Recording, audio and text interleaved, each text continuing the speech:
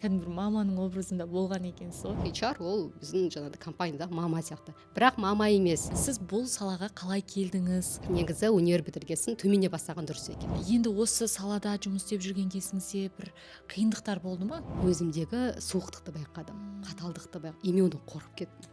Шошыдым былай айтқанда. Эгоңыздың қалай былай сол процессті айтып қалай түсті ол? 4 адам аяғым дірілдейді. Осылай отырамын, аяғым дірілдейді. Өзі білсін, бірақ мен ондай емеспін. Мен білем қандай екенді. Осы HR маманы мен өзгертті негізі. Өміріңізде де идеальный адамның келгенін күтіп жүрген жоқсыз ба? Жұлдыз ханым, сіздің жігітіңіз пайда болды ма дейді. Астанада жұмыс істеген қалай? Алматыда жұмыс істеген қалай? Қайтадан Алматыға келесіз ба, келмейсіз ба? Мен Астанаға барғанда Астана мақтаймын да, Алматы мақтаймын. Бәріне сәлем. Ал бүгінгі менің қонағым уже өздеріңіз көріп отырғандарыңыздай Жұлдыз Ыбытаева. Бізде қазір қазақ тілді HR саласындағы номер 1 деп айтуға болатын шығар, ментор болып жүрген жан. Өзімнің бұрынғы әріптесім. Сондықтан бүгінгі подкаст өте бір жайлы, Жұлдыз ханым құрбыңызбен шай ішіп отырғандай, өте бір ашық, сондай жылы атмосфераға толы болатынына сенімдімін. Лаура, біріншіден қайырлы күн. Шақырғаныңызға рахмет. Сіздің өзіңіздің салаңыз қазір осы сізді инстаграмнан бақылап жүрмін. Кәдімгідей эксперт ретінде өте жақсы ақпараттар беріп жатсыз. Негізі HR бұл кім, бұл немен айналысатын сала, маман екенін мен сіз арқылы білдім деп айта аламын. Себебі холдингте біз бірге жұмыс істеп жүрген кезде басында сіз HR бағытында болған жоқсыз. Ол кезде бізге қателеспесем Айгерім деген кісі келді. Осы кісі HR бағытында жұмыс жасайды деп, ол кісімен бірге таңғы асқа бардық. Сол кезде мен білмеймін неге HR-ды бұл холдингқа келген психолог ретінде қабылдаған ғой. Ол әрбір жаңағы сотрудникпен жаңағыдай сол қарым-қатынас түзетіп, кімді қандай орынға қою керек. Негізі жұмысы расында сол, бірақ мен барынша негізі көбірек психолог деп ойлаппын. Кейіннен ол кісімен кездесіп сөйлескеннен кейін барып, бұл олай емес па, қалай? Бірақ әлі толық өзімнің сұрағыма жауап алмадым ол кезде. Кейіннен сіз HR болғаннан кейін де мен түсіндім, түсінікті. Бұл кісілер жұмысқа адам қабылдайды, әркімнің қай орында болуын реттейді, тіпті жаңағы бүкіл холдингтің былай айтқанда бір атмосферасына жауап береді деп айтамын. Енді сіз айтыңызшы, HR ол кім? Қазір бір ойыңызға жауап беріп кетейін. Әйгерім бойынша ол негізі сіз ғана емес, сөйтіп ойлаған психолог деп бірнеше әріптестер солай ойлаған. Ол адам таныстыруына байланысты. Яғни сол кезде оны солай таныстырды, көрдіңіз ба? Жаңағыдай. Сол үшін сізде сондай образ қалыптасты. Ал енді психолог пен HR-ға келетін болсақ, әрине екеуі екі түрлі мамандық, жаңағыдай. HR ол психолог емес, өйткені көбісі ойлайды психолог болуым керек, жаңағыдай. Бірақ HR маманда психологтың біз әдістерін қолданамыз, жаңағыдай. Коучингтің әдістерін қолданамыз, ол керек. Өйткені HR адамдармен жұмыс жасайды. Енді мамандыққа келетін болсақ, біз бұл қайдан шыққанын да қарасақ болады да, жаңағыдай негізгі төркіні жаңағыдай. Өйткені мысалы жоқ болды бұл мамандық, аяқ астынан пайда болған сияқты көрінеді көбісіне. Бірақ бұл кеше ғана пайда болған жоқ, жаңағыдай. Әрине Англия, Америкада бұл ертеден пайда болған, бізге дейін жаңағыдай. Енді ол алдыңғы қатарда елдер болғандықтан. Бізде бұл көбінесе кадр қызметі болды, яғни кадровик дейміз, олар көбінесе қызметкерлер іздеуді айналысады, бірақ белгілі бір бөлігін ғана. Сосын көбінесе қағаз құжаттармен жұмыс жасайды. Енді бизнеске келген кезде бизнеске бай табыс көзі керек, жаңағыдай ақша керек, ақшаны әкелетін табысты әкелетін қызметкерлер жаңағыдай. Сондықтан уже компанияның жаңағыдай дамуына байланысты арнайы сондай мамандар тапшы болды, керек болды. Яғни компания жұмыс қазір адамдарды өзгерді ғой, бұрынғыдай бір жерде жұмыс жасап отыра бермейді, ұнамаса кетіп қалады, өзінің дамуын көрмесе, немесе еңбегін құнсыздандырып жатса, олар кетіп қалады. Сондықтан қазір арнайы сондай мамандар қажет болды, жаңағыдай қызметкерлерін компания ұстап қалуға. Қысқаша айтқан кезде, яғни әрмен қарай сол істеп жатқан компанияда ұзақ мерзімді істейтіндей, жаңағыдай. Сосын компанияда жаңағыдай бұрын бізде енді бизнес аз дамығандықтан ондай сұраныс болған жоқ. Қазір елімізде бизнес өте жақсы дамып жатыр. Орта бизнесте, кіші бизнесте, сондықтан маман өте тапшы бізде. Сондықтан осы HR мамандары біріншіден қызметкер іздеумен айналысады, іздеу, іріктеумен айналысады. Сосын жұмысқа келген қызметкердің жаңағыдай бейімделуі. Өйткені адам әртүрлі, орта әртүрлі, жаңағыдай. Біреу ортаға тез бейімделіп кетеді. Бір екі аптада жетеді. Біреуге 1 ай кетеді, 2 ай кетеді, 5 ай кетеді. Бірақ бизнесте уақыт жоқ. Оны жаңағы күтіп отыруға, қашан бейімделеді мына кісі. Немесе олар жаңағыдай мысалы жұмысқа қабылдайды, сынақ мерзімі деген, қойылады жаңада көру үшін қызметкер қаншақты бізге келеді, қызметкер де көреді, бұл компаниямен арманға жұмыс жасай алам ба, мен сынақ мерзімі сол үшін қойылады 2-3 ай. Бірақ адам жұмыс жасаған кезде өзін толық аша алмайды. Ал компания басшылығы нақты оған не керек екенін, одан не күтіп тұрған ашық айтпайды жаңағыдай. Сондықтан 2 айдан кейін 3 ай осы сынақ мерзімде жұмыстан шығулар көп болады. Ал егер де бейімделу бағдарламасын дұрыс қойылса, қызметкерге жасайтын жұмысын, одан күтетін барлық тапсырмалар дұрыс берілсе, онда жаңағы сынақ мерзімі жақсы өтеді, және арман қарай бұл компания жұмыс жасай береді. Өйткені маман да ол жұмыс ауыстырып отырғысы келмейді, дұрыс па? Бір жерге барады. Собеседование өзінен шаршайды адамдар, дұрыс па? Сосын көп адамдар жаңағыдай ренішін айтады да, көп собеседованияда сұхбатта түскен кезінде сұрақтар көп қайталана береді. Сондықтан мамандарда қайта барғысы келмейді жаңағыдай. Бірақ өкінішке орай өздері іздеген маман жұмыс болмағандықтан әрине іздеуге тура келеді. Сондықтан бизнес қазір жаңағыдай қызметкерлердің ұзақ мерзімді жұмыс жасауына олар қалайды жаңағыдай. Сол үшін арнайы HR мамандар қажет. Бұл бір жағынан бір басшылықпен сотрудниктің арасында бір көпір болатын маман секілді ғой. Біз де сөйтіп айтамыз. Яғни HR ол қызметкер мен компания бизнестің арасындағы көпір жаңағыдай. Өйткені екеуі бір-бірін түсінбеуі мүмкін, жаңағыдай. Ал енді үйде айтамыз ғой, біз мамалар дейміз, папа мен баланың арасында қарым-қатынас жөндеп, ағайын туыспен, жаңағыдай жөндеп отырады, қайын жұртпен, қонақтармен жаңа жағдайда. Сондықтан былай жеңіл тілде айтсақ, HR ол біздің жаңағы компанияда мама сияқты. Бірақ мама емес, Сол кездегі сіздің орныңыз расында да қазір айтып отырсаңыз ойлап отырмын, кәдімгі бір маманың образында болған екенсіз ғой. Бірақ адамдарға түсінікті болсын деп айтайын деген ғой, жаңағы кішкене рөлі түсінетіндей. Мама деген кезде есіме түсіп кетіп жатыр да, холдингтегі сіздің орныңыз. Расында да біз Жұлдыз ханым екеуміз жаңа басында айтып өткендей, бір холдингте әріптес болып, бұрынғы әріптестер болып жұмыс істедік. Сол кездегі сіздің орныңыз расында да қазір айтып отырсаңыз ойлап отырмын, кәдімгі бір маманың образында болған екенсіз ғой. Мысалы, біреу жұмысында бір түсініспеушілік болса, соны ешкімге білдіртпей барып сөйлесіп келіп, мысалы, оның қандай да бір реніш болса, оны жай ғана білдіртпей былай-ақ оның ренішін жіберіп деген секілді өте көп, тіпті андай тәрбиелік бізде моменттер болды ғой. Ол білінбейді көзге. Қолмен былай ұстап көрінбейтін зат білінбейді. Бірақ ол нәрсе болмағанда бәрі былай құлайды да.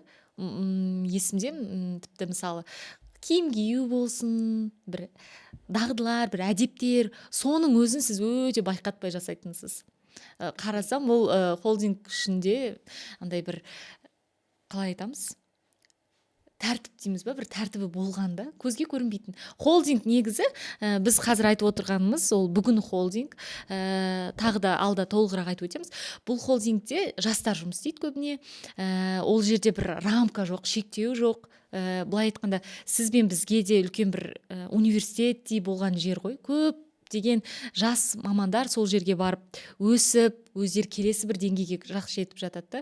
Сондай свободный жердің өзінде білінбейтін бір тәртіптер енгізе білгенсіз ғой. Сіздің айтып жатқан сол корпоративтік мәдениет ғой. Яғни HR-лар ол тек қана қызметкер іздеу, оны жаңа ұстап қалумен айналыспайды, компанияда орта қалыптастырады. Жаңағыдай корпоративтік мәдениет. Яғни мысалы мен өзім мысалы HR болып жұмыс жасаған кезде, мен қала таңдаған кезде ойлайтын мен мақсатым қызметкер әріптестерім жұмысқа бақытты болып, қуанышты болып келсе деп. Ал қуанышты бақытты болып келу үшін сол ортаны беруіміз керек, қалыптастыруымыз керек. Әрине бірге, мысалы, егер де ол мысалы мен және бас директор, біз өзіміз ғана ойластырып, соны жоғарыдан төменге берсек, ол орындалмайды. Ол бір тапсырма сияқты болады. А корпоративтік мәдениет деген ол барлық әріптестер бірге құрайды. Сондықтан HR ол енді стратегиялық қызмет атқарады. Өте жақсы айтыңыз, жақсы келдіңіз деген ғой. Яғни көбісі ойлайды ол HR ол менеджер, тапсырманы орындайтын, бастықтың айтқанын орындайтын маман деп жанды. Ол орындаушы емес. HR қазір өзгерді. Қазіргі рөлі, беделі, қазір ол стратегиялық көмекші, бизнеске серіктес бизнестің стратегиялық серіктесі жаңағыдай. Сол үшін деп ойлаймын, қазір HR мамандарының сұраныс жоғары және талап та жоғары. Бұрынғыда тек қана қызметкер іздеу, мотивациясымен айналыспайды. Қазір уже олар стратегиялық жұмыс жасайды. Жаңағыдай 5 жылға, мысалы 3 жылға жаңағыдай қызметкердің дамуы, әр қызметкерге қазір мысалы IDP дейміз, жаңағы қызметкердің жеке дамуын қарастырамыз. Мысалы сіз жұмысқа келдіңіз, біздің компания жұмыс жасау үшін міне сіз 1 жылға, сіздің даму жоспарыңыз 2 жылға деген сияқты біз көрсетеміз. Оны әрине сізбен бірге жасаймыз. Көп компаниялар қателеседі, оны да жаңағыдай басшылық өздері жасап алады да, критериялардың негізі қызметкермен бірге істеген дұрыс. Өйткені бәрібір біз мысалы егер біз тапсырма берсек, ол тапсырма деп қабылдайды. Жасауым керек, өзінің дамуына керек негізі, бірақ сонда да жасауым керек деп жасайды. Егер мысалы сізбен бірге отырсақ, Лаура, міне қара, сіз өзіңізді 1 жылдан кейін қайда көресіз, 2 жылдан кейін, оған жету үшін не істесек болады, өзіңізді қалай дамытқыңыз келеді, нені оқығыңыз келеді, қандай мысалы оқуларға барғыңыз келеді, немесе тағы да өзіңіз кәсіби дамуыңызға байланысты, жеке дамуыңызға байланысты. Сол кезде сіз өзіңізде қызығушылық пайда болады, өзіңіз жазасыз және оны өзіңіз орындайсыз. Егер оны мен сізге дайындап берсем, критериялар, мысалы кітап оқу бойынша анау деп жазып берсем, сіз андай Жұлдыз ханым айтты ғой, жарайды жазуым керек деп, әйтеуір осыдан құтылайыншы деп жазып бересіз. Бірақ ол орындалмайды, бізге маңыздысы оның нәтижесі, процестің жүргені жаңағыдай. Сондықтан кез келген жұмысты негізі сол командамен бірге жасаған дұрыс. Оны бизнес өте жақсы түсінеді, жаңағыдай. Сол үшін қазір байқасаңыз, компаниялар қызметке барлық жағдай жасауға тырысады. Мемлекеттік орган кішкене басқаша. Сол үшін да мемлекеттік орган қызметкерлері менде неле келеді, арыздар келеді, маған жазады, дайректке жазады көбінесе. Жаңағыдай бізге керек HR, бізде кадровиктер бар, HR деген аты бар, бірақ HR маманы жоқ дейді, жаңағыдай. Бізде стресс, жалақы аз, жаңағыдай. Сондықтан қазір мен ойлаймын, енді алдағы уақытта мемлекеттік органдарда, мемлекеттік мекемелерде де HR маманына деген сұраныс артады деген ойдамын. Ал әзірге біздің Қазақстанда жеке бизнестерде. Сосын қазір жеке мектептер өте күшті дамып жатыр біздің елімізде. Әр жеке мектептерде HR мамандары бар. Күшті, Жұлдыз ханым. Енді мен былай айтқанда бұл HR саласы туралы, жаңа айттым ғой, өзіңіз туралы таныдым деп. Бірақ бұл салаға сіздің қалай келгеніңізді көрдім деп айтайыншы. Енді оны білетіндер бар, білмейтіндер бар. Соларға айтсақ, сіз бұл салаға қалай келдіңіз? Сосын жалпы негізі холдингте сіз 1 жыл жұмыс жасапсыз. Бір 6 жылдан аса уақыт, қателеспесем. 6 жыл 2 ай. 6 жыл 2 ай. Бұл менің ойымша аз жыл емес. Біздің ата-аналарымыз бір жерде 20 жыл, 10 жылдап жұмыс жасай алады, бірақ біз басқа поколение болғандықтан бұның өзі үлкен бір көрсеткіш. Осынша уақыт сізге бір жерде жұмыс істеуге не себеп болды? Одан кейін барып келесі сұраққа бірден қоя салайын, HR-ға қалай келдіңіз, сол туралы айтсаңыз. Енді HR-ға қалай келдім? Мен әрине бір HR менеджер болып келген жоқпын, мен директордың орынбасары қызметіне келдім. Өйткені оған дейінгі жұмыстарым сол болды, Орынбасар холдингке, бүгін холдингтің бас директорының орынбасары. Ол жерден мен атқаратын қызметім жаңағыдай директорға көмектесу, жаңағыдай қызмет команданың дамуы ғой, негізі. Команданың дамуы, бастапқы жұмыс ол кадр болды, негізі кадр қызметі болды. Ол жақта біз жаңағыдай толық кадр қызметі. Ол кезде мен жалғыз өзім болдым, жаңағыдай кадр қызметін қойдым, жаңағыдай барлық іс қағаздар, жаңағыдай мат ответственность деп айтамыз, жаңағыдай құпия сақтау құжаттары, жаңағыдай сол кадр қызметін реттегеннен кейін келесі қызметкерлерін жаңағыдай корпоратив мәдениетке көштік. Мен ол қызметте 2-3 жылда істедім, қателеспесем, 2 жыл ма, жаңағыдай. Сосын мен өз менторым болатын, жаңағыдай HR-ға байланысты. Сол кісі айтты да, ол кісі үлкен компанияда, АО-да жұмыс жасайтын. Сол HR-ды таныстырды мені. Енді қарасам, мен жасап жүрген жұмысым негізі сол екен. Бірақ оның аты басқаша. Айттым ғой, мен универ кезде, одан кейінгі жұмыстарда соны басқарушылық лауазым болғандықтан, маған сол мен негізі компания келгенде сол атқа келдім. Байқарасың, директордың орынбасары деген ат маған ұнады. Жаңағыдай соған келдім. Бірақ егерде мен сияқты жас мамандар болса, мен бұл жерде өзімнің тәжірибемді бөліскім келіп тұр, кеңес ретінде де.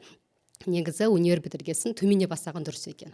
Егер сен сондай бір лауазымға келдің ба, болды, сен одан түсе алмайсың уже. Мүмкін эго шығар, иә, білмеймін, мүмкін сен сол деңгей сондай жұмыстарды іздейсің сондықтан енді жақсы жаманын мен білмеймін, иә, жаңағыдай. Бірақ мен мысалы сондай жұмыстарды іздедім, и бұл компания солай келген. Бас директордың орынбасары ретінде. И атқарған жұмыстар сол команданың дамуы, иә, сол қызметкерге қатысты құжаттар. Сол кезде бірақ мен таныдым өзім, иә, HR маманды бар екенін. Және мен сол менторым ұсынды да, ол кісі, неге сен HR маман болмасқа? Саған келеді, өйткені мен өзім психология жақынмын. Галлап тест бойынша эмпатия менде бірінші орында, иә, жаңағыдай. Сәйкестік па, иә? Бірақ мен ойлаймын, өзі әр нәрсенің өзінің уақыты болады, иә? Мүмкін мен соған келдім, жаңағыдай. Бағана сіз айттыңыз ғой, енді қатал көрінесіз, ол да әсер етеді, иә? Сен бас директор деп, мүмкін мен өзіме тым жауапкершілік алған шығармын. Мен істеуім керек, осындай болуым керек деген сияқты да. Жаңағыдай мүмкін солай болған шығар. Бірақ осы HR маманы мен өзгертті негізі. Мен жұмсардым, иә, өйткені бас директор енді адам қабылдауына да байланысты шығар. Мүмкін біреу жеңіл қабылдайтын шығар. Мен оны енді өзіме көп алып алған шығар. Бас директормын, иә, мені ананы істеуім керек, мен тыңдау керек деген сияқты да бір образ қалыптасады. Кейін HR директор деген кезде мен уже түстім, өзімді жеңілдендім, иә, бір жауапкершілік менде ондай жауапкершілік жоқ сияқты, иә, өйткені ол кезде бірнеше компания, бізде бірнеше офис болды, иә, барлық офистің жұмысын қарау, тексеру, жаңағыдай, и көп жауапкершілік, мен ойлаймын, енді адам өзі қабылдауына да байланысты шығар, иә. Бірақ HR сондай өзіме берекелі жұмыс болды. Бас директор орынбасары болған кезде қызметке даму ғана емес, шаруашылық қызметке де қарайтын. Тазалық менеджерлері бар ғой, сантехник дегендер, соларға да жаңағыдай. Ал енді HR директор болған кезде тек қана фокус қызметкердің дамуы болды. Сондықтан егер маманды біз өсіреміз десек, негізі бір бағыт берген дұрыс екен. Сонда ол бір бағытты кәдімгі маман болып шығады. Егер ол бірнеше бөлімді қараса, әрине кішкене фокус бұзылып кетеді ғой, ар жақта жауапкершілік оның үстіне 2 есе 10 есе болып тұр. Екінші сұрақ, неге бұл компания істеді? Осынша уақыт? Енді 6 жыл, иә, біреулерге көп, біреулерге аз, бірақ маңыздысы бізде негізі қызметкер, қазір айтамыз деңіз, бір жерде көп істемеу керек дейміз. Бірақ ол сол уақытта немен айналысса соған да байланысты. Егер ол 6 жыл бойы мен тек қана бір жұмыспен айналсам, мысалы 6 жыл бойы тек қана кадр жұмысымен, 6 жыл тек қана жаңағыдай зам директор, бастықтың орынбасары деген қызмет болса, онда ол кішкене басқаша. Ал менде енді атқаратын қызметтер, мен жұмыстар әртүрлі болды жаңағыдай. Ал неге бұл жерде істедім? Біріншіден даму деп ойлаймын, иә. Мен өйткені көрдім өзім дамитынды, және бастықтың, компанияның маған инвестиция салып жатқанын көрдім. Мен дамуыма. Бізді курстарға жіберді, иә. Мысалы, мен ең алғаш шетелге бардым сол компанияның арқасында. Егер бас директор көріп жатса, ризашылығымды білдіремін, иә. Сондықтан яғни бастық адамды еңбегін бағалайтын, иә. Сен көріп тұрсаң, сен еңбегін бағалайды, сен жұмыстан шықты ойламайсың, сен жұмыс іздеуді да ойламайсың, иә, жаңағыдай. Керісінше сен көріп тұрсың, сен құндысың, сені бағалайды, және дамуын бар, ары қарай да өсетін, иә, жаңағыдай. Сосын кері байланыстар беріп отырса, қызметкерге, мысалы, дұрыс жасаған жерде дұрыс деп айтты, бұрыс болса бұрыс деп айтты. Қызметкер сонда түсінеді өзін жасап жатқан жұмысын. Егер кері байланыс бермесе, әрине өзі де түсінбейді, мен мына жерде не үшін істеп жүрмін, иә, жаңағыдай. Сосын жалақы мәселесі деген енді әртүрлі фактор әсер етеді ғой. Сол үшін адам егер, мен ойлаймын, бастыққа сол өзінің дамуын көрсе, еңбегін бағалайтын көрсе, адам жұмыс істеуді ойламайды. Адам мотивациясына байланысты. Мысалы, мен үшін мотивация мен дамуым болған, иә. Мені признание дейді ғой, оны маған компания берді. Сондықтан тек қана осыны естіп алып, директорлар бәріне қолдану қажеті жоқ. Бірінші біз қызметке мотивациясын зерттеуіміз керек. Кімге не? Мүмкін біреуге материалдық мотивация шығар, ақша. Онда оған ақшаны беруіміз керек, иә, жаңағыдай. Біреуге, мысалы, мен сияқтыларға материалды емес мотивация, иә, жаңағыдай. Біреуге оның ішінде өзі бөлінеді. Признание деген жаңағыдай, оны құрметтеу, оған жаңағыдай қажетті лауазымдарды беру, иә, жаңағыдай, карьералық өсімі болуы мүмкін. Біреулерге кейде қарапайым рахмет деген сөздің өзі, иә, адам риза болады. Мен айтамын да, өзі 6 harfтен тұрады. Рахмет. Бірақ біз оны айта бермейміз. Қай кезде айтамыз? жылына бір рет туған күні келген кезде, иә, сен керемет адамсың, сенімен жұмыс жасаған жақсы, енді қуаныштымын деп айтамыз да, бірақ күнделікті айта бермейміз. Сондықтан негізі қарапайым, бірақ өте маңызды, өте қажет. Яғни адам түсінеді, иә, яғни оның бағалап жатқанын, иә, еңбегін көрсетіп, иә, шынағыдай. Сондықтан былай қарапайым болуы мүмкін, бірақ жаңағыдай әсер етеді. Бір осы сізбен жұмыс жасау барысында маған есіме түсіп жатқан сол one-to-one'дарды айтып өткім келіп тұр да. Біздің сол холдингте ол Жұлдыз ханым кез келген мысалы қызметкерден сіз өзіңіз оны байқап қоятынсыз, мысалы бір адаммен сөйлесу керек, мына адаммен сөйлесу керек ау деген секілді, иә, оны сезетін өзіңізде бір жақсы қабілеттер болып тұр ғой. Сол one-to-one жасайтыныңызды айтып өткім келіп тұр да. Бұл дүниенің көп плюсы болды. Мысалы мен өзім бөлек біздің интертеймент командамыз болса, ол жақта да сіздің жасаған one-to-one'дарыңыздың де командаға әсер еткен кезі болды. Мысалы менің өзім, мен жеке жасаған one-to-one'дарыңыздың өзі дәл осындай one-to-one арқылы менің ойымша білуге болады, иә, кімге рахмет айту керек, кімге ақшалай беру керек деген секілді. Соның плюстарын айтып өтіңізші. Лаура айтқан one-to-one, иә, қысқаша айтып өтсем, one-to-one дегеніміз қызметкермен жеке кездесу өткізу. Жекпе-жек, иә. One-to-one. Иә, бірде бір, иә, шынағыдай жеке кездесу. Жаңа айтып жатсыз ғой, сезесіз деп. Мен мысалы бұрын бас директор, жаңа орынбасар болған кезде, таңертең жұмысқа келген кезде бар кабинет аралап шығатын. Бізде 3 қабатта болды, жаңағыдай 4-ші, 7-ші қабатта, сосын 3-ші қабатта ма? 3 қабатта болды, мен бәрін аралап шығатым. Ондағы аралаған мақсатым бірінші қызметкерлердің көңіл күйін көру, иә, амандасу, күндеріне сәттілік тілеу, және мен жаңа параллельно кабинет қарап шығатын. Өйткені тазалық менеджері тексереді ғой, бәрін дұрыс тексерді ма, бәрі орында тұр ма, иә, жаңағыдай.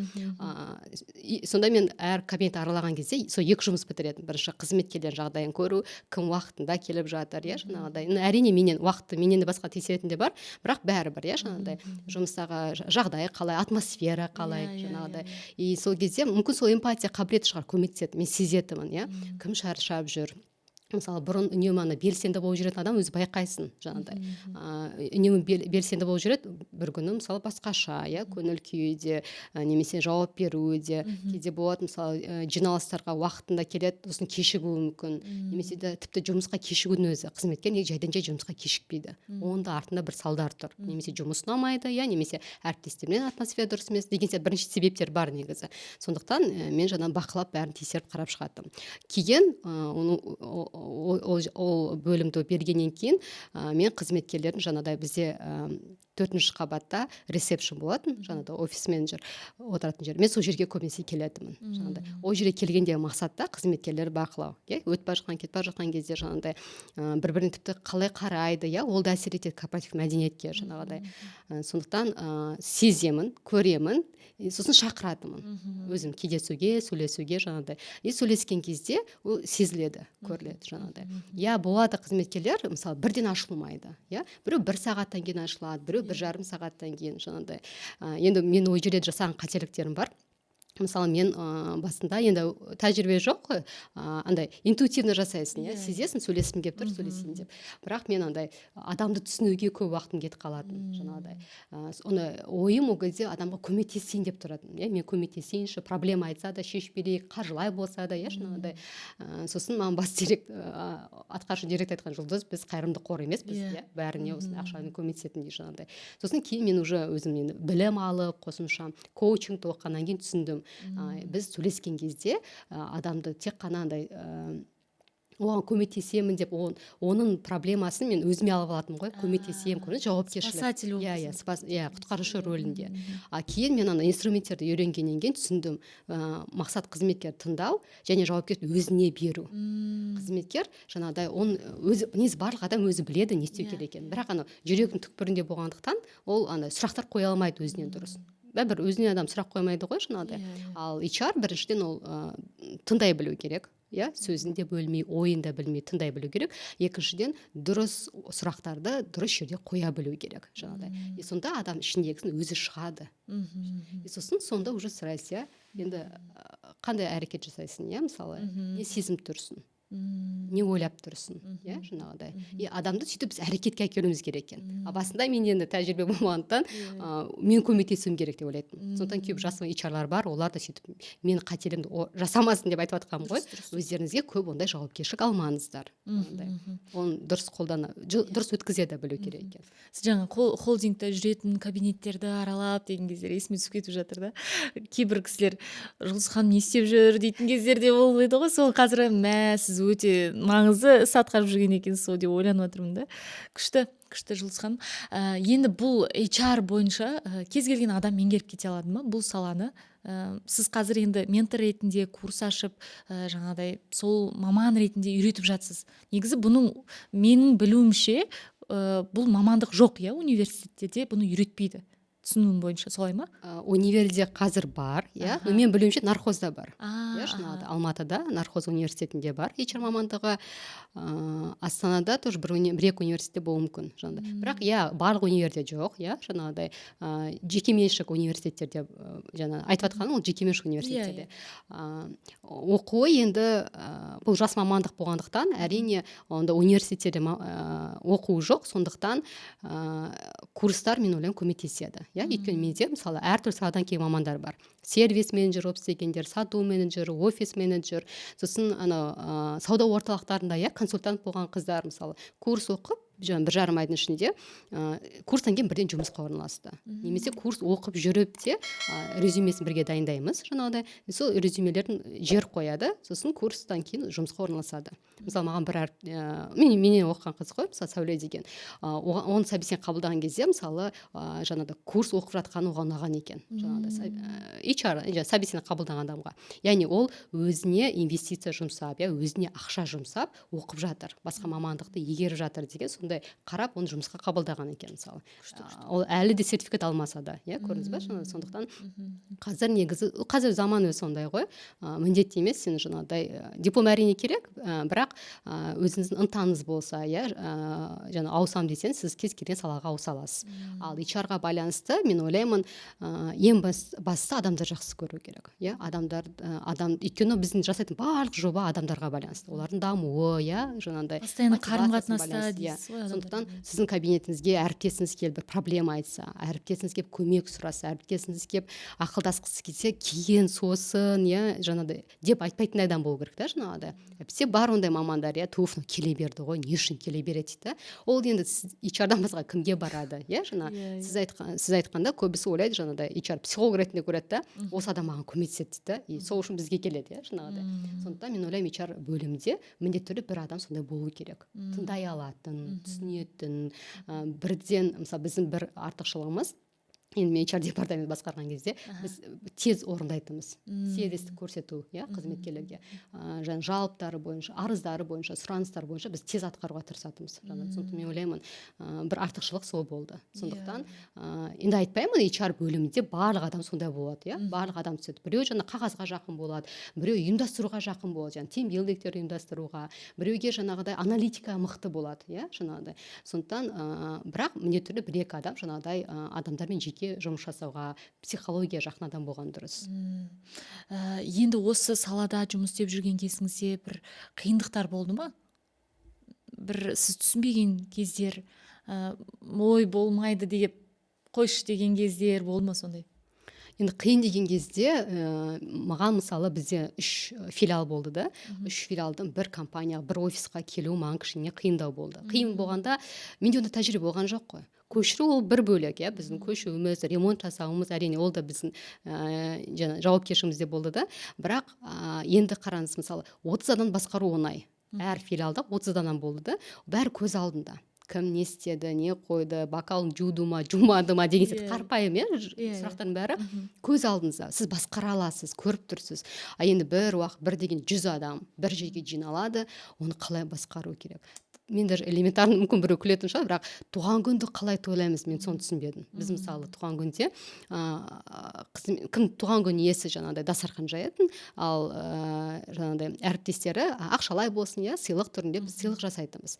Енді 100 адам бәрі жинала ма, бәрі шақыра ма, әріптестер де маған солай сұрақ қойды да. Мен сонда дастархан жасасам, 100 адамға жасаймын ба дастархан дейді, жаңағыдай. Мен сол кезде ментор алдым. ментормен жұмыс жасадым. Өйткені ол кезде онда курс болған жоқ HR-ға байланысты, дамуға байланысты. И мен жаңа ментормен жұмыс жасап, кез келген уақытта сұрақтарымды қоя алатынмын.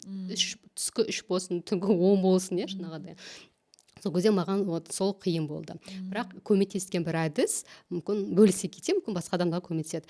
Кел шай ішейік деген ойын, жаңағыдай. Сіз болдыңыз ба кезде? Шай ішу. Иә, болдыңыз ба? Есімде жоқ. Кел шай ішейік, яғни менің декреттегі память көп нәрсе былай андай аппақ қағаз болып қазір есіңізге түсіремін. Мүмкін түсу мүмкін, иә. Мен бұны бір үлкен компаниядан алдым да, кез оларда мысалы адаптация қолданады екен. Яғни жаңа қызметке келген кезде, мысалы сіздің атын есіміңіз Лаура, сізге тапсырма береді. Сіз компаниядағы Лаура есімді әріптесіңізді тауып, танысып, соны шайға шақырасыз. Яғни ол не үшін? Жаңа бейімделу тез болу үшін. Яғни адам мысалы сіз жаңа ортаға келдіңіз, 1000 қызметкері бар, 2000 қызметкері, сіз ешкім танымайсыз, сізге ол орта бөлек, таныс емес. Енді сіз сөйтіп Лаура, өзіңіздің есіміне жақын адамды аттасыңыз, табасыз, шай ішесіз, уже бір досыңыз тапқандай болады кішкене, сізге уже жақсы болады. Жаңағыдай сіз білесіз, компания барған кезде түскі асты кіммен ішесіз, немесе анда-санда бір сөйлессеңіз де бір жақын адамыңыз бар екен сізге сезіледі, жаңағыдай. Сондықтан жаңағыдай олар енді бейімделу процесіне қолданған. Бірақ енді біздің компания 100 адам. Жұлдыз деген ат біреу ғана. Мен аттасым жоқ, дұрыс па? Мен кімді шақырам? Сосын мен соны естідім, маған ұнады. Бірақ мен ойладым, ертең біз 1000 адам болған кезде 2000 қолданамын. Бірақ қазір қалай қолдансам болады оны? Сосын мен оны алдында барлық қызметкерлердің бәріне ұсыныс, барлығы қатыссын деп ойладым. Сөйтіп жеребе таңдадық. Бірақ ол жерде барлығы қатысқан жоқ. 40 адам ғана қатысты. Өйткені мен кел шай ішейік деп атын қойған кезде, болды әріптестер күлді атауына. Кел шай ішейік, не шай ішеміз ба? Бірақ маған өзіме ол атау жылы болды. Кел шай ішейік. Лаура, кел шай ішейік, жаңағыдай. Сосын қарсы болғандар болды. Ойынды түсінбеді, жаңағыдай атын атпады, бірақ 40 адам қатысты. Сөйтіп жеребе таңдады, жеребенің өзін, сізге мысалы жеребеде кім аты түседі, есімі, сіз сол адам шайға шақыруыңыз керек. Мысалы маған Лаура түседі, мен Лаураны шайға шақырамын. Өзім білем қай жерге, кафе, ресторан, кофейня, жаңағыдай. Тіпті мысалы мен бір әріптесім айтты, мен тұрмыстамын, мен бір жігітті, енді әріптесімді, ер адамды сыртқа шақыра алмаймын деді. Енді күйеуім дұрыс түсінбеуі мүмкін, бір туыстар, ата-енесі көріп қалса дұрыс түсінбеуі мүмкін, жаңағыдай. Сосын мен айттым, бізде асхана бар, сіз сол жерде де шай ішсеңіз болады. Жаңағыдай сөйтіп ол жаңағыдай бізде компанияда шай, қант бәрі дайын тұратын, өзі пирожный алып келген мысалы әріптесіне. Сөйтіп екеуі жаңағыдай шай ішіп танысқан. Мақсат ол жерде танысу, бір-бірін жақын білу. Сосын жаңағыдай енді 3 филиалдан келді ғой, олар бір-бірін танымайды. Екіншіден таныса да сырттай көреді, болды өтіп кетеді, ол білмейді кім екенін жаңағыдай. Сөйтіп жаңа кездесу барысында олар жақын танысып араласады, жаңағыдай. Сосын болды әріптестер, тек қана 2 адам ғана барған жоқ, мысалы 4-еу болып 6 болып барғанда кім шақырады, сол төлейді деген сияқты ғой, жаңағыдай. Есіме түсіп жатыр. Топ болып барған екенбіз ғой, Қарагөз бар, Мақсат мырза. Енді есіме түсті. Енді бөлісе кетіңіз. Күшті. Мен сіз басында айтып жатқан кезде тағы болды, Мансұр мырзамен есіме түсті да, шай ішкеніміз. Ол кісі мені шақырды. Мен соны есіме түсіп жатыр да, бұл негізі керемет шай ішу болған. Неге десеңіз, ол кісі жаңағы баланс жизни сол бойынша біз әңгіме қозғадық та, бизнес бойынша. Мен өзім енді ғана ол кезде әлі жаңа директор жаңа должностьна, яғни келмеген едім. Былай айтқан кезде ол кісі де септігін тигізді деп айтсам болады да. Өйткені жаңа сондай қабілетті байқап, біз екеуміз көп андай анализдар жасап, маған тапсырмалар беріп, қалай мақсат қою керек, көп нәрсені үйреткен. Негізі мен қазір ол кісіге алғыс білдіргім келеді. Рахмет, Мансұр мырза көріп жатса. Кәдімгідей маған былай айтқан кезде бизнесқа келгенде қалай басқару жағынан болсын, көп өзінің негізі инсайттарын айтқан. Қазір есіме түсіп отыр ғой. Негізі күшті. Біз одан кейін, ол шай ішкеннен кейін тағы да өзіміз одан кейін ол кісіні как ұстаз ретінде ол кісі маған үйрететін көп нәрсе үйретті.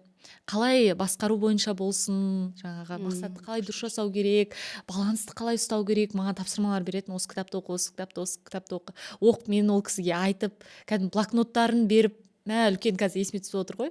Иә, осындай үлкен бір несі болған, пайдасы мысалы болған. жерде бойынша мысалы бір әріптестерге компания негізін қалаушылар түскен ғой жаңағыдай. И ол кәдімгідей қуанды да. Мысалы 2 күнде мен ол кісіге көре бермеймін, сосын жеке сөйлесе бермеймін дейді жаңағыдай. Сондықтан уже олармен жеке сөйлескен бөлек қой, олар жаңағыдай миссияны талқылайды, иә, компанияның стратегия жағын талқылайды. Сондықтан Ол былай айтқан кезде мынау бір басшылық пен сотрудниктің былай бірге тең екенін де көрсетеді да. Олар бір үлкен жоғарыда отырған адамдар емес, бізбен бірге қатар жүрген деген сияқты. Қазір былай ол бір-біріне де күшті кері байланыс екен. Мысалы, Мансұр мырза маған сол жағынан өзінің бар білгенін берсе, мен ол кісіге керісінше кейіннен ораторлықтан сабақ бердім да. Ол мен сол жақтан білімім бар екенін біліп, кейіннен сабағыма жазылды деген сияқты. Негізі күшті, өте күшті, былай айтқанда жақсы идея ұйымдастырған. Ең қызығы, сосын мен оларға қалай айттым, ойын шарты бойынша, сіздер жаңа шай ішесіздер ғой, міндетті түрде фотоларыңызды ортақ жаққа жіберуіңіз керек. Яғни кездестім деген мен солай көрем дедім да. Сол жіберу арқылы қатыспағандар бар ғой, көрдіңіз ба? Яғни қатыспағандар қызықты, қызығушылық оянды, артты. Олар маған жазды, Жұлдыз ханым қашан сұрады да өзімен, қашан тағы да өткізесіз. Мен білмеймін, мен бір жобаны жасасам, келесі басқасын жасағым келеді екен да. Біз жасаған жоқпыз. Сондықтан керісінше жаңа қатыспағандар, атына күлгендер, иә, жаңағыдай ұнатпағандар, менсінбегендер керісінше қатысқылары келді. Иә, тағы да сұрады жаңағыдай. Сондықтан егер HR мамандар болса, айтарым, сіз бір дүниені жаңа жобаны бастағыңыз кезде сізге қарсы келетіндер болуы мүмкін, түсінбейтіндер болуы мүмкін, иә. Егер сіз шынымен ол жобаның әріптестеріңізге пайдалы екен, пайдалы болатын сезсеңіз, онда ұйымдастырыңыз. Иә, болады, қарсы қолдамайтындар болады. Сондықтан кім қолдайды, аз адам болса да, сол фокусты қолдайтындарға қойыңыз. Иә, жаңағыдай. Сондықтан сол кезде жоба өте сондай берекелі болады, пайдалы болады. Күшті. Енді осы моменттен байқап отырмын да, сіз де, біздің компанияның басшылықтары болсын, кәдімгі барлығымыз бір деңгейде жұмыс істей алғанымыз. Енді бағана сіз айттыңыз ғой, мен орынбасар болған кезде менде определенный бір власть, салмақтылық болды. Кейіннен ол түсті. Демек, жаңағы тәкаппарлығыңыз бәлкім эго деп айтамыз ғой қазір. Сол эгоңыздың қалай, былай сол процессті айтыңыз, қалай түсті ол? Қалай дәл осылай бәрімен бірдей деңгейде жұмыс істей алдыңыз? Енді әрине адам оған бірден келмейді, иә, сосын екіншіден біз оны көрмейміз ғой. Мен білмеймін, иә, жаңағыда оны жаңағыда. Мен үшін ол норма, мен үшін ол дұрыс, мен солай сөйлеуім керек, солай өзім ұстауым керек, иә, жаңағыдай. Бірақ бізде бір не болды. Біз директорлармен 2 айда бір стратегиялық сессия ұйымдастыратымыз жаңағыдай. Қаланың сыртында, иә, өзіміз келесіп жаңағыдай қазіргі соңғы 6 айды талқылаймыз. Соңғы айды талқылаймыз және алдағы айды жоспарлаймыз, талқылаймыз. Сол кезде бізде бір ойын болды. Горячий стул дейді, жаңағыдай. Мысалы, ол кезде 18 директор болатын, 18 адам отырады, біреуі кішкене ерекше орнықты отырады, жаңағыдай. Сосын жаңа барлық 17 адам осы отырған адамға критика айту керек. Сосын критика айтқаннан кейін мақтау айтады. Енді мен ойладым, жарайды, мен енді компания біраз жыл жұмыс жасап жүрмін. Ол кезде 3-4 жыл болған шығар, жұмыс жасап жүрмін, әріптестерім бәрін білемін, жаңағыдай. Ештеңе етпейді, иә, нормально болады деген сияқты. Отырамын, жаңағыдай, и барлық әріптес бастайды, маған критика айту керек. Ол жерде шарт міндетті түрде мен ойымша деп айтуыңыз керек. Өйткені сіз де қателесуіңіз мүмкін ғой, дұрыс па? Яғни менің ойымша сіз осындайсыз. Мен ойымша сіз жұмысты мысалы осылай істейсіз. Әрине мен қателесуім мүмкін, бірақ мен ойымша, иә, жаңағыдай. Ол адам сосын жекесіне кіруге болмайды. Иә, біз жұмысқа байланысты қарайтынбыз. Бірінші адам айтады, 2 айтады, 4-ші адам аяғым дірілдейді. Осылай отырамын, аяғым дірілдейді. Мен әріптесім ғой, күнде көріп жүрген, иә, жаңағыдай. Көтер алмай тұрсыз. Иә, менде бір жаңағыдай не болды. Мысалы, біз сенімен бірге жұмыс жасап жүрміз. Неге сен оны офиста айтпайсың маған? Иә. Мысалы, бір әріптесім айтады маған, мыжып кетесің дейді. Мен бір түрлі болдым да, жаңағыдай. Енді күнде көрген әріптесім неге өйтіп айтты, жұрттың көзінше, иә. Басқа кезде айтсам болады ғой. Немесе енді андай ойлайсың ғой, сен жақын араласатын адамын, кішкене саған жұмсақ айтсам болады ғой деген сияқты да, жаңағыдай. Эго ғой, иә, жаңағыдай. Оның үстіне маған ешкім ондай айтып көрмеген. мен андай ғой не дейді үлгілі адам болған ғой жаңағыдай балабақшада да мектепте де иә үздік оқығам, алтын белгі, универді қызыға бітіргем, иә бәрін 100%-ға жапқам, иә жаңағыдай ненің бәрі емтихандардың бәрін. И ешкім маған онда айтпаған ғой жаңағыдай. Айтса да бір достарым жұмсартып айтады жаңағыдай. И мына жерде ойлаңызшы 17 адам сізге айтады да, оңай емес, иә жаңағыдай. Сондықтан әрине жүргізетін адамды жақсылап жүргізіп отыру керек, иә бұл жерде ережелерді де сақтау керек.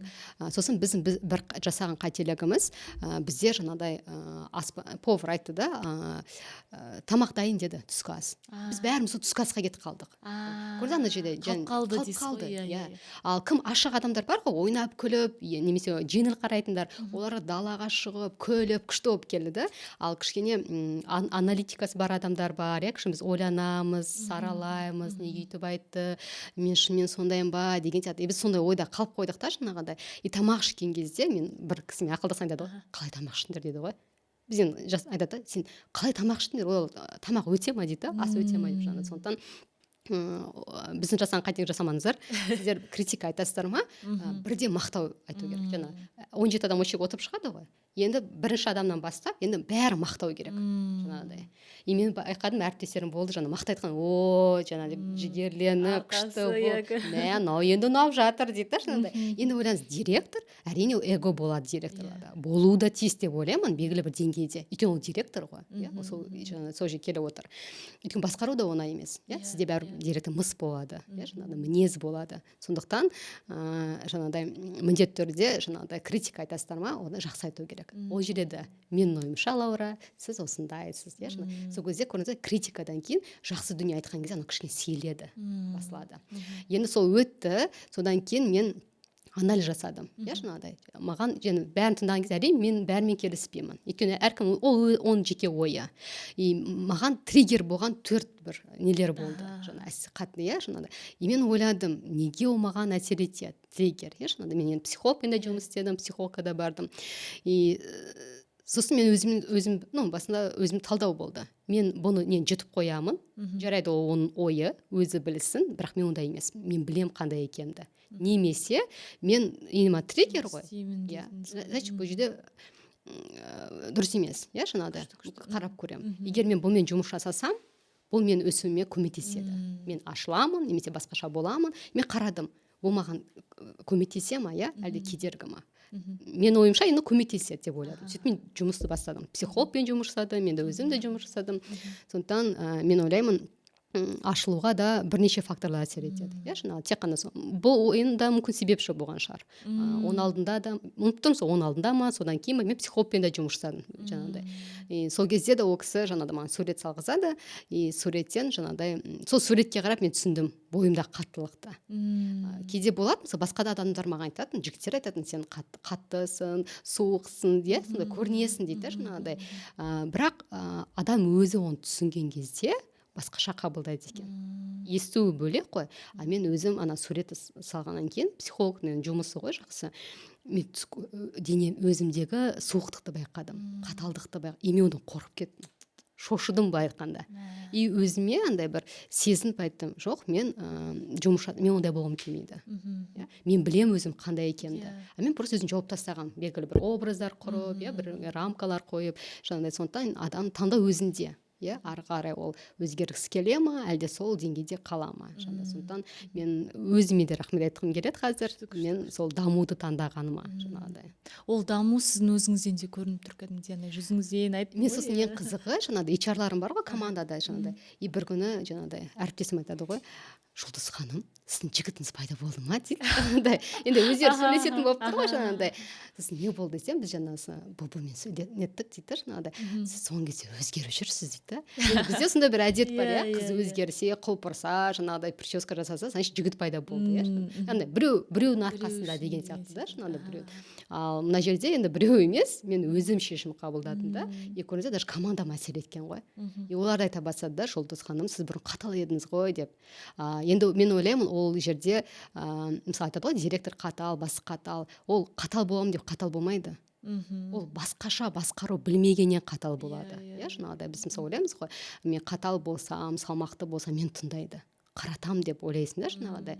Ал мен сосын керісінше уже көрдім, кітап оқыдым, иә, өзімде дамыған кезде қалай басқару керек, иә, міндетті түрде менің айтқаным болу міндет емес қой, а маған жасатқу міндет, иә, результат, иә, нәтижесі. Сондықтан уже сіз адаммен жұмыс жасап көресіз жаңағыдай. Сондықтан HR мамандық та мені ашты деп ойлаймын, мен әріптестерім де ашты, иә, мен өзім командам, HR мамандары көмектесті жаңағыдай ашуға. Өйткені сіз команданы басқарған кезде ең бірінші қажет қабілет ол сенім білдіре білу. Бұрын мен өзім ғана жалғыз жұмыс жасадым ғой. Мен өзіме ғана сеніп үйреніп қалғам, иә. Біреу істегенше мен өзім істей салайыншы деген сияқты да. Команда болған кезде сіз уже сеніп тапсыру үйренуіңіз керек жаңағыдай. Сондықтан команда да көмектеседі. Күшті. Енді мен мынау бүкіл нені ауыстырайын деп тұрмын дейінші. Енді басында да айттық қой, образ деп жатырмыз. Сізде негізі өзіңіз идеальный образға талпынатыныңыз көрінеді. Кез келген сіздің ойынша. Иә, дұрыс айтасыз. Кешірім өтінемін. Менің ойымша, жеке менің ойымша. Талпынатын секілдісіз да. Мысалы, кез келген істі бәрін ұқыпты, тиянақты басынан соңына дейін идеально жасауға. Білмеймін, мен сіздің кез келген ісіңізде сол нәрсені байқаймын. Енді мен сізге мынандай сұрақ қояйын деп тұрмын. Сол идеальный болуға талпыну бар болғанда, енді сіз өзіңіздің өміріңізде, жеке өміріңізде де идеальный адамның келгенін күтіп жүрген жоқсыз ба? Мысалы, бізде HR-да қызметкер таппайды, иә, іздейді, қызметкер таппайды жаңағыдай. Оның бізде бірнеше себебі бар, иә. Бірінші себеп, сізде планка жоғары, иә, сіз, яғни талап жоғары, қызметкерге деген талап жоғары, бірақ оған ұсынатын беретін жағдайларыңыз төмен, сәйкес келмейді жаңағыдай. Сол үшін сізде ұзақ жүріп қалады. Немесе керісінше, иә, жаңағыдай, бізде жаңағыдай ұсынатын жағдай, беретін көп, бірақ талабымыз төмен болуы мүмкін. Сосын ертең қызметке жұмыстан шығып кетеді, иә. Немесе үшінші, білмейді кім керек екенін. Яғни қандай қызметке керек екенін білмейді. Анау собеседованиеге келеді, мынау сұхбаттасуға келеді, жақсы сияқты, бірақ жақсы адам, бірақ келмейді, иә, жаңағыдай. Неге? Өйткені бастық білмейді өзіне қандай адам керек екенін. Ол баста портретін жасамаған. Сондықтан жеке өмірде де мен ойлаймын солай деп, иә, жаңағыдай. Енді қазақтың жігіттері өте мықты, иә, өте білікті. Бөлейінші, сізде портрет бар ма?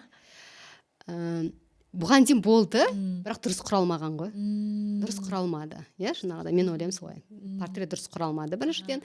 Екіншіден, енді жақсы адамдар көп қой, бірақ сол маған кім керек екен дұрыс құралмаған, иә, жаңағыдай. Және мен оған сәйкес келем ба?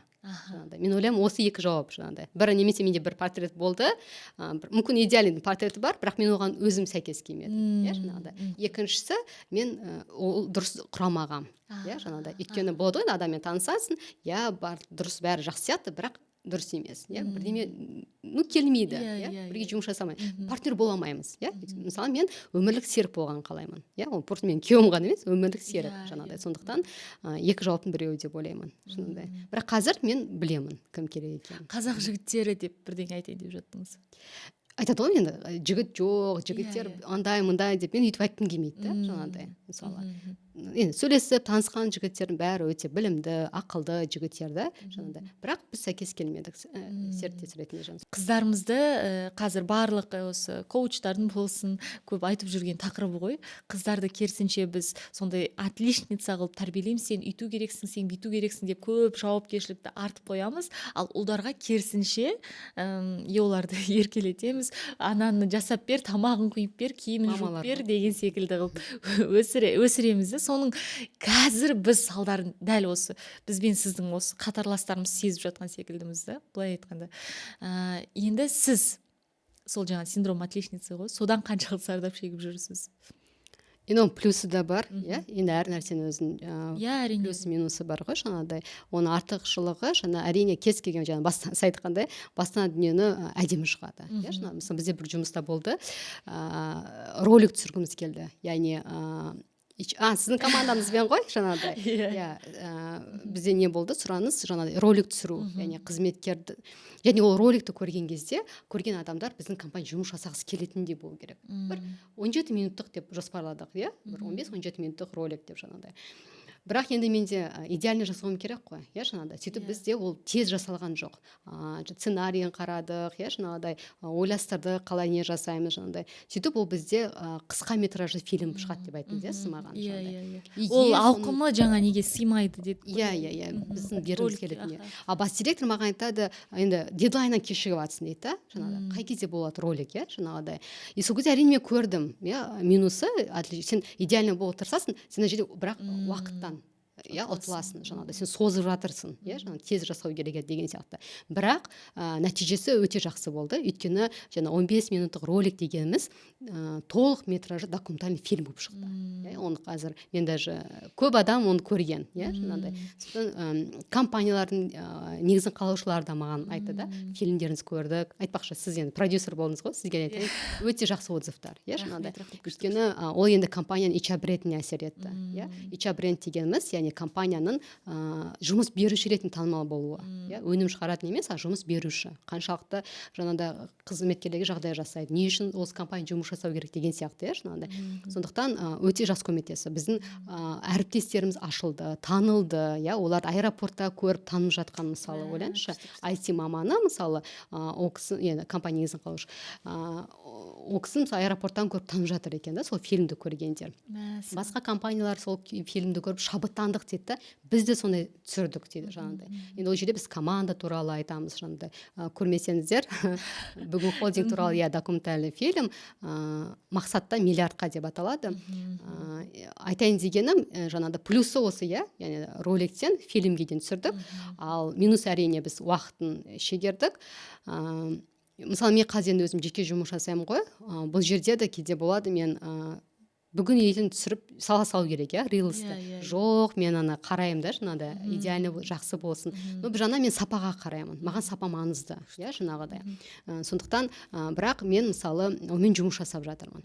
И бұл жерде де мен ойлаймын, бұрынғы компанияның да әсері болды. Мысалы, бас директормен жұмыс жасаған кезде, ол кісіде мысалы бизнес мышление ғой, жаңағыдай. И ол кісі айтатын, Жұлдыз, баста. Бастадым ба, ой келді ме, болды, бастап кетті жаңағыдай. Иә. И сөйтіп мен мысалы курстарым солай бастап кеткен. Сұраныс келді, мысалы, менің сату менеджерімді өзін сияқты HR қылдырыншы деді, жаңағыдай. Мен ол кісіні оқыттым офлайн жаңағыдай. Сосын басқа сұраныстар келді, жаңағыдай, сөйтіп офлайннан онлайнға сұраныстар келді, жаңағыдай. Сөйтіп менде қазір мен онлайн оқытамын HR мамандарын. Енді HR мамандары ғана емес, бөлім басшылары, директор, кәсіпкерлер де оқиды. Өйткені курста жалпы команда қалай басқарамыз, жаңағыдай мотивация, әсіресе материалды емес мотивация, соның түрлерін қарастырамыз. Сосын компанияның жаңағыдай танымалдылығын арттыру. Өйткені компания егер танымал болса, онда сізге вакансия жабу тез болады. Оңай болады. Өйткені сізді біледі, жаңағыдай, и сізбен жұмыс жасағысы келеді. Сенеді. А сізді енді білмесе, әрине ол ұзақ болады. Пока өзіңіз таныстырасыз, собеседование шақырасыз деген сияқты, жаңағыдай. Сондықтан сондай нелер қамтылады курста. Бұл енді бөліп жібердім, сіздің іскерлік өміріңіз ғой. Иә. Ал жеке жалпы өзіңіздің күнделікті өмір сүруіңізге қандай да бір кедергісін келтіре ме? Енді болды деп ойлаймын. Сол жақында мен сіңілімді ұзаттық та. Сол кезде мен байқадым, андай мен қатыспауыма болатын жайттар да болады екен, иә, жаңағыдай. Бірақ мен ана жақсы өтсін, өзім араласым мен болуым керек деген сияқты жағдайлар болды да, жаңағыдай. Сондықтан мен көрдім, иә, кейбір жерде мен қатыспасам да болады, иә, мен оны бақыламасам да болады. Контроль ғой, жаңағыдай, бақылау, иә, қадағалау, жаңағыдай. Ол қадағалама, оны жіберсең де болады екен да көп жағдайда. Сондықтан мен ойлаймын, ситуацияға байланысты, иә, кейде наоборот керісінше жауапкершілік алу керексің. А керісінше қарасаң, егер ондай бара болса, басқа біреуге беруге болса оны, иә, да, сол адамға беру. Сондықтан ситуацияға байланысты және адам өзінің қабылдауына, сезуіне байланысты. Егер оған комфортно болса, мысалы мен негізі біреуге ақыл айтпаймын қазір. Бұрын айтатынмын. Қазір мысалы көремін ғой енді әпкелерімді, басқа адамды. Егер оған сол өмірі жақсы болса, жүре берсін солай жауапкершілік алып, иә, жаңағыдай. Солай жүрсін, мүмкін оған ұнайтын шығар сол жауапкершілік. А мен өзіме қазір көріп жатырмын. Кейде ол артық екен. иә, жаңағыдай. Керісінше мен басқа біреуге берсем, мен уақытым үнемделеді. Көп уақытым болады. Иә, жаңағыдай. Қазір мен бірнеше адаммен жұмыс жасаймын ғой өзімде. Мен беріп тастадым. Бұрын мен бастағанда, мен ойлаймын, кез келген кәсіп бастағанда адам жалғыз өзі бастайды ғой. Кейін беремін. Не болсын, ол болсын. Жарайды. Иә, мен оны бір күнде бітіретін едім. Ол оны 2 күнге жасап жатыр, жарайды. Мен өзім айтамын, Жұлдыз, сен сол бір күнде басқа жұмыстарын істе. Иә, жаңағыдай. Сондықтан енді адам өзінің қабылдауына байланысты. Әрине, енді плюс-минусы бар. Күшті. Сіз қазір Астанадасыз. Иә, Астанада. Қазір Алматыға бізге қонақ болып келіп тұрсыз. Сол моментті қайта өте тиімді пайдаланғанымызға да қуанып тұрмын. Астана мен Алматының айырмашылығы қалай екен сізге? Астанада жұмыс істеген қалай? Алматыда жұмыс істеген қалай? Қайтадан Алматыға келесіз ба, келмейсіз ба? Мен Астанаға барғанда Астананы мақтаймын да, Алматыға Алматы мақтаймын. Бірақ енді екеуі екі түрлі ғой, жаңағыдай. Екеуін бөліп айта алмаймын. Мысалы достарым да сұрайды, Алматы жақсы ма, Астана ма? Екеуінің вайбы бөлек. Иә. Алматыда тау, табиғат, менің достарым, иә, жаңағыдай мен 10 жыл Алматыда тұрдым, сондықтан достарым өте көп Алматыда. Ал Астана бөлек. Мысалы, Астана мен үшін тыныштық сыйлаған қала. Енді Алматымен салыстырғанда мен үшін ол тыныш қала. Иә, жаңағыдай. Осы жерде сұрай салайыншы, Жұлдыз ханым, бөлем енді сөзіңіз. Астанаға шешім қалай келді кетем деген? Аяқ астынан мен өзіме таң қалдым. Өйткені мен ойланамын, саралаймын, зерттеймін, иә, жаңағыдай оңай емес маған бірден шешім қабылдау, иә, жаңағыдай. Бірақ бұл жерде әкем ұсынды, иә, өйткені жерлісі күнісі болды, иә, 2024 жылы жаңағыдай. Сосын мен негізі өзім айтқанымды істеп жүрген адам ғой, жаңағыдай. Қайда барғым келеді, қайда тұрғым келеді, қайда оқығым келеді, иә. Бірақ енді әкем бір рет сондай өтініш жасағандықтан мен көрейін дедім. Егер ұнамаса, ішіне етпейді, мен келемін. 2 айдан кейін болсын келемін, иә, жаңағыдай. Бірақ әкемнің несін орындайын дедім, біріншіден, жаңағыдай. Екіншіден, ең қызығы, мысалы, мен сіңіліммен тұрғым келіп жүрді. Иә, өзім іштей жаңағыдай, өзім сіңілім бар. Сөйтсем, сіңілім де менімен тұрғысы келген. Өзіміз жеке, иә, тұрсақ қой деген жаңағыдай. Біз енді тұрғаннан кейін бірақ көрдік та, сондықтан мен ойлаймын, солай болу керек болды, иә, жаңағыдай.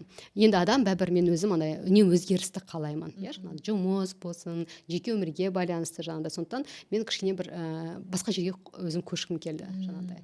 Өзгеріс қаладым, жаңағыдай. Сондықтан Астана менімен ассоциация менде сол тыныштық, иә, әдемілік, Астана енді өте дамып жатыр, иә, өте керемет өзгерген, жаңағыдай. Шабыт береді адамға. Сондықтан енді екі қаланы бөле алмаймын, иә, екеуі де елорда ғой, былай айтқасын, иә, еліміздің. Сондықтан екеуі де жақсы. Күшті. Жұлдыз ханым, Алматыға жиі келіп тұрыңыз. Осылай келген сайын осылай подкаст түсіріп тұрайық. Сізбен әрдайым маған сөйлескен сондай жылулық ұялатады. Біз жұмыс істеу барысында бірге әріптес болғанның өзінде сондай жақын жандар болып кеткенімізге қуанам. Мысалы, бірге жұмыс істемесек те сол жылы қарым-қатынас сақтап қалғанымызға қуанам. Оның бірден бір себебі сіз деп ойлаймын. Рахмет, сіздей жанмен таныс болғаныма өте қуаныштымын. Бір өзіңіздің қорытынды сондай бір әдемі лебізіңізді, ойыңызды айтып подкастты аяқтасақ, өйткені уақыт болып жатыр екен. Сонымен қорытындыласақ. Егер HR мамандары көрсе, мен айтқым келетіні, әріптестерді жақсы қарсы алыңыз. Ол HR-ға байланысты емес, жалпы жаңағыдай әріптесін жақсы қарсы алыңыз. Өмірдегі ең керемет жанмен жұмыс жасап жатқан сезінсін. Иә, сондықтан мен ойлаймын, оны жеке өмірде де қолдануға болады, иә, жаңағыдай әкеңізге болсын, иә, жаңағыдай туыстарыңызға болсын, яғни жақын адамдарымызды жақсы қарсы алайық, иә, барынша оларға ілтипатымызды көрсетейік, жаңағыдай, олар сезінсін, жақсы адаммен жұмыс жасап жатқаны, жақсы адаммен өмір сүріп жатқаны. Өйткені енді мен бәрін көбінесе HR-мен байланыстырамын ғой, бірақ ол тікелей байланысты, иә, жеке өмірде де болсын. Сондықтан ең бастысы мен ойлаймын, сол жақсы қарым-қатынаста болу адамдармен. Сондықтан сізге бүгінгі шақырғаныңызға рахмет. Рахмет, Жұлдыз ханым. Сіз өте құнды ақпараттармен бөлістіңіз.